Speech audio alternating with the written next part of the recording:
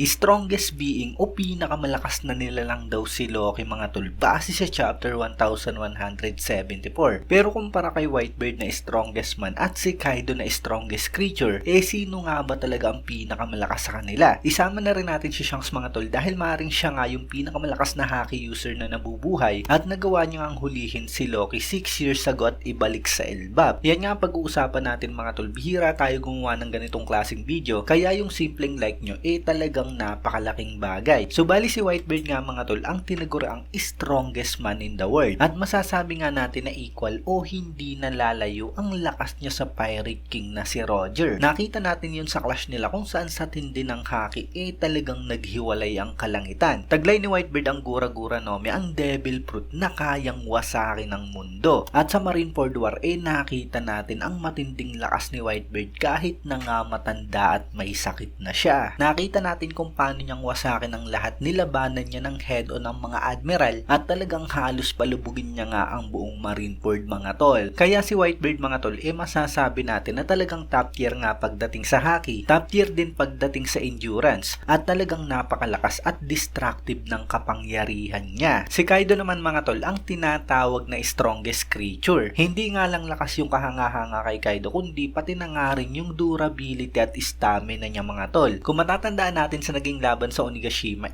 talagang napakaraming nakalaban ni Kaido. Sa gabi na yun mga tol, nilabanan niya nga ang mga Scabbards, ang mga supernova, si Yamato, pati na nga rin si Luffy. Pero hindi nga talaga sapat yun para matalo si Kaido mga tol. Kinailangan pang maabot ni Luffy yung Gear 5. At kahit na ganun mga tol, talagang naging napakatindi nga ng laban nila at hindi naging madali para kay Luffy. So taglay ni Kaido mga tol, ang mythical fish dragon devil fruit na Azure Dragon. Yung hybrid form niya talagang napakatindi pagdating sa combat at ang paggamit niya ng Conqueror's Haki Coating Attack talagang nasa peak nga rin. At siya nga talagang King of Beasts dahil sa napakatinding stamina at endurance niya mga tol. Si Loki naman ang prinsipe ng Elbap ang sinasabing strongest being o pinakamalakas na nilalang mga tol. May dugo siya ng isang ancient giant na sinasabing mas napakalakas kumpara sa mga normal na giant. At nakita nga natin yun mga tol dahil sa mas napakalakas ni Loki kumpara sa kapatid niyang si Haru din. May weapon si Loking Ragnar na maaaring isang Devil Fruit weapon o isang weapon mga tol na nakakain ng Devil Fruit at nagtatransform nga ito sa isang squirrel. At hindi basta-basta ang Ragnar mga tol, siya nga ang guardian ng legendary Devil Fruit ng Elbap at nakita natin kung paano niyang winasak ang weapon noon ni Loki. At base sa mga nagdaang chapter, maaaring kapangyarihan nga mga tol ng Ragnar yung thunder at freezing attack ni Loki. Taglay ni Loki mga tol ang legendary fruit ng Elbap, ang napakatinding Black Dragon na to na talagang nakakalula nga sa sobrang laki. At kumpara nga sa Giant Gear 5 form ni Luffy, parang kalahati nga lang ito ng sungay ni Loki sa form na yan. At alam natin mga tol na kasing laki nga ng Giant form ni Luffy yung Dragon form ni Kaido. At sa sobrang laki ni Loki sa form na yan,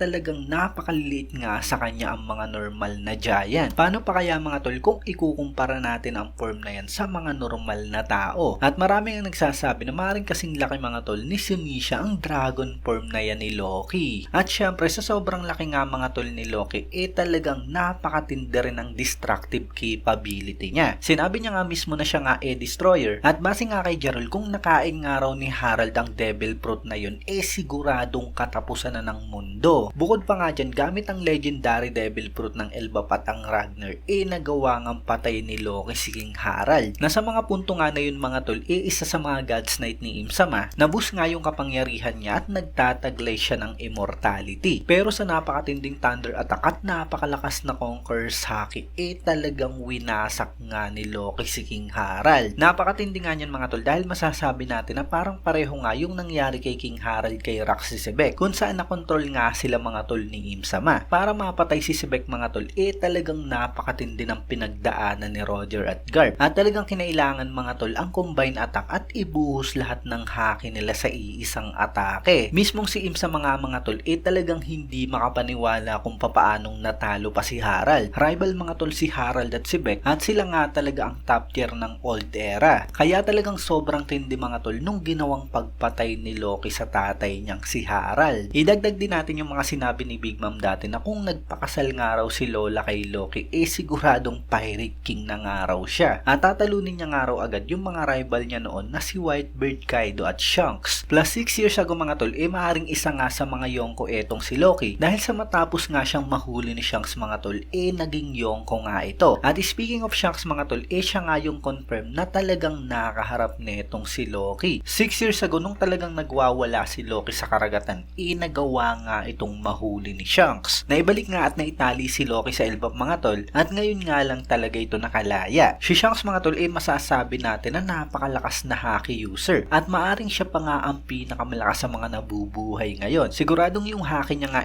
nasa level ni Roger, o baka nalampasan niya pa nga. Nakita natin yung kakaibang paggamit niya ng haki mga tol sa Wano, kung saan directly niyang napatama kay Green Bull yung Conqueror sa akin niya kahit na napakalayo nito. Sobrang precise nga nun mga tol, at siguradong dahil yun sa napakatinding observation haki niya. At ang matindi pa nga dyan mga tol, kaya daw i-cancel ni Shanks ang observation haki ng kalaban niya. Basically, wala ngang kwenta kay Shanks ang napakatinding observation haki. Maaring kahit na nga future sight pa ito. Napakatindi niyan mga tol, dahil napaka-importante nga sa laban na mabasa mo ang galaw ng kalaban mo. At ang mga top tier character mga tol, talagang napakalalakas ng observation haki, kung saan may future sight na nga sila. At siguradong isa nga yan mga tol sa mga dahilan kung papaanong nahuli ni Shanks si Loki. Pero ayun, hindi natin sigurado mga tol kung naglaban ba talaga sila. Dahil ang sinabi lang, nahuli nga si Loki 6 years ago. Nung time na yun mga tol, maring sobrang kumpiyansa ni Loki sa sarili niya. Kilala niya na nga si Shanks dahil 14 years ago, nandun nga ito sa pagkamatay ng tatay niya. At kasama si Gaban mga tol, talagang wala nga silang magawa kay Harald. Maring in-underestimate mga tol ni Loki si Shanks, kaya naunahan nga ito. At pag nahuli nga siya at naitali sa Sealstone, talagang wala nga siyang kawala. Plus maring hindi nga lumaban mag-isa si Shanks mga tol, kundi pulcro nga yung nangyari. Sinasabing pinakamalakas daw na pirate crew ang Red Hair Pirates mga tol, wala nga silang Devil Fruit user, kaya puro haki user nga sila. Wala nga silang kahinaan sa Kairoseki, kaya tingin ko yung pulcro nila talagang kayang-kayang hulihin si Loki. Maring na-cancel mga tol ni Shanks yung observation haki ni Loki at hindi nga ito nakapag-transform. Well, maring nga isa pa nga nangyari, wala nga talagang naganap na laban at nadaan sa negotiation ni Shanks. Alam ni Shanks mga tol na talagang hindi pa nga yun yung tamang oras, pero si Loki nga talagang gustong-gustong maghiganti sa world government. Maring naipaunawa ni Shanks kay Loki ang bagay na yun at nasabing hindi nga ito mananalo sa world government at kailangan nga nitong maghintay sa paglabas ng Sun God Nika na si Luffy. At siguro yun yung dahilan kung bakit tinatawag ni Loki na chicken si Shanks. At ang ibig sabihin nga nun mga tol takot. At balik nga tayo sa comparison mga tol. Una ang destructive capability. Obviously talagang top nga rito si Whitebeard at Loki. Pero kung iisipin natin sa sobrang laki netong si Loki mga tol,